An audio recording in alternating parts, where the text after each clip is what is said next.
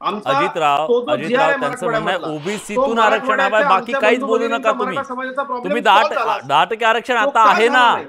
10% आता आरक्षण आहे, अस्तित्वात आहे, त्याचा लाभ घेतला जातोय. ईडब्ल्यूएस निश्चित आधी होतं, आहे, त्याचाही लाभ झाला. पण त्यांचं निश्चित म्हणणं आहे. बाकी काहीच बोलू नका. ओबीसीतून देणार आहेत की नाही ते सांगा, नसेल देणार तर घेऊन जाणार आहे.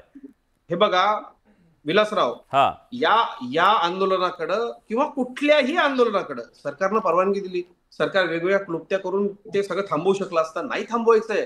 कारण ओबीसी समाज असेल, मराठा समाज असेल, या सर्व बांधवांचा आवाज ऐकणं हे सरकारचं काम आहे. आणि या विषयात तर आम्ही मराठा समाजाचे घटक म्हणून वेगवेगळ्या संघटनांच्या माध्यमातून आत्ताही माझं असं मत आहे, या आंदोलनाचा दबाव वाढवून आम्हाला जी महामंडळ आली आहे त्याचे पैसे अधिक वाढवून घेतले पाहिजे, सुविधा अधिक वाढवून घेतल्या पाहिजे, जे आमचे ओबीसी दाखले प्रलंबित आहेत त्याकरता गावागावामध्ये कॅम्प्स लावून घेतले पाहिजे. त्याकरता आम्ही सतत सरकारला निवेदन देत असतो. त्या माध्यमातून अनेक जे स्टे आहेत हायकोर्टाचे ते आम्ही माननीय मुख्यमंत्री महोदयांकडून उठवून घेतले.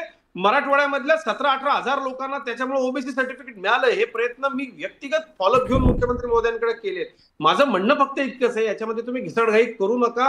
हे समजा घाईघाईने चला सरकारनं दबावात येऊन दिलं जरी आणि एक कोणी माणूस कोर्टात जर गेला, आमचे आता जे लाखो कुणबी दाखलेत ते सगळे होल्ड होतील. आमचं प्रचंड नुकसान होईल. आम्ही पोटतिडकीने सांगतोय की हा विषय सबज्युडाइज्ड आहे, आपल्याला टप्प्याटप्प्याने सोडवावा लागेल.